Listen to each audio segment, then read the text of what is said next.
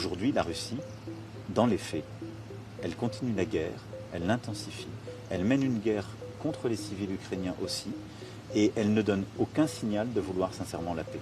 Et l'expérience que nous avons sur les 15 dernières années de M. Poutine, président Poutine dans son approche, c'est qu'à chaque fois qu'il peut gagner par la guerre, qu'il pense qu'il peut gagner par la guerre, il ne négocie pas la paix. J'ai pour ma part les plus grands doutes quant à la réalité d'une volonté de paix de la part du président russe. Parce que aussi longtemps qu'il pense qu'il peut gagner par la guerre, il le fera. Si ce processus était refusé, nous sommes aussi tous d'accord pour dire qu'il faudra augmenter les sanctions et en tout cas avoir une posture qui mette plus de pression sur la partie russe pour revenir sur le terrain des négociations. Voilà en substance ce qui a été acté aujourd'hui. J'ai pu d'ailleurs revenir cet après-midi sur le contenu de ces garanties de sécurité, qui sont une armée ukrainienne robuste, qui puisse résister à toute tentative d'attaque et qui la dissuade, et donc pas de limitation en nombre, en capacité, en armement, etc. Le plus vite possible, la volonté c'est que ce soit dans les prochains jours sur le rendez-vous bilatéral. On a dit que dans les 2 à 3 semaines on devrait pouvoir tenir la trilatérale et que les choses s'enclenchent. De toute façon, notre volonté c'est que le plus vite possible on arrête ce conflit.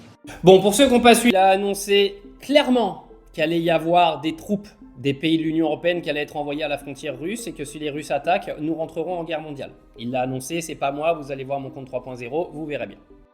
Ça, c'est la première chose. Deuxième chose, Emmanuel, arrive à un moment, quand tu parles de posture, évite de te faire gifler par ta femme devant les yeux du monde entier, parce que là, Poutine, quand il entend parler de posture et que ça vient de ta bouche, il est explosé de rire. D'accord ? Tu fais peur à personne, tu t'es fait gicler de tous les pays d'Afrique et tous les pays te détestent.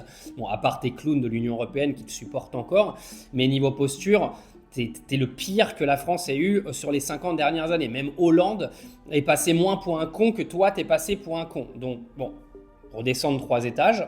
Et troisièmement, les sanctions, arrêtez avec ça. Arrêtez de parler de sanctions avec la Russie, parce que ça fait 3 ans que vous nous rabâchez les mêmes conneries avec les fameuses sanctions qui sont prises contre la Russie, et on réalise que le PIB russe est en train d'exploser positivement vers le haut. On est en train d'apprendre que la Russie a signé des accords de partout avec différents acteurs du Moyen-Orient et de l'Asie, et que son économie va de mieux en mieux et que son pétrole et son gaz s'exportent de mieux en mieux. Donc arrêtez avec vos sanctions qui sont complètement débiles, parce qu'à part diviser la planète, vous faites rien d'autre.